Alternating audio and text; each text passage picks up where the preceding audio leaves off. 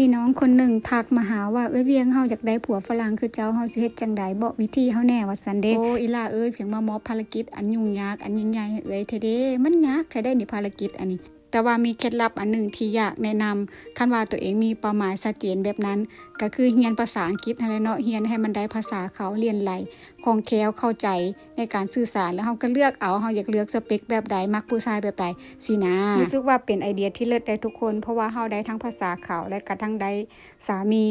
ว้ายมาตรฐานสูงขาวเปาดัวตาสีฟ้าดังโมโมฮันเด้เป็นหยังมันสิบ่เลิศเนาะแล้วก็มีน้องคนนึงถามอีกว่าเวียงเฮาคือเห็นเจ้าซิวๆแท้ช่วงนี้เห็นคือถ่ายคลิปลงตลอดคือว่าว่างแท้มีความสุขแท้เด้สินะก็อยากบอกว่าช่วงนี้หั่นนะยังขอเงินสามีใช้อยู่สามีเลี้ยงเพราะว่าเฮามาในวีซ่าคู่หมั่นทุกคนมันกำหนดให้ได้6เดือนและวีซ่าคู่หมั่นนี่คล้ายๆวีซ่านักท่องเที่ยวแหละคือบ่สามารถอนุญาตให้เฮ็ดเวียกได้ภายใน6เดือนนี้เฮาก็ต้องดำเนินเอกสารอีหยังต่างๆให้มันลงตัวแล้วก็ขอเปลี่ยนวีซ่าจากคู่หมั่นเป็นวีซ่าครอบครัวสินะก็เจ้าก็อนุญาตให้เฮาเฮ็ดเวียกได้ดำเนินการเอกสารอีหยังต่างๆได้สมัครใบขับขี่แล้วก็ลงทะเบียนนั่นนี่แล้วก็เฮ็ดหยังอีกโอ้ยหลายๆแนวเปิดอันแบงก์แอคเคาท์บ่ได้แม่นธรรมดาเด้ทุกคนยากประเทศอันนี้ค่ะมันแบบ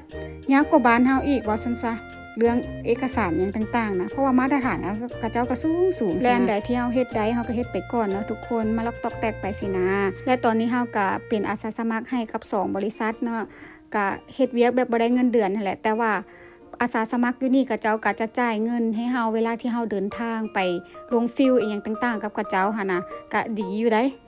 ก็สิประมาณนี้แหละทุกคนเฮาจะต้องได้สร้างคอนเนคชั่นไว้เรียนรู้ระบบการเฮ็ดเวียกสร้างประสบการณ์เท่าที่เฮาเฮ็ดได้ก็มันสิดีอย่างนึงเพราะว่ามันจะเอาไป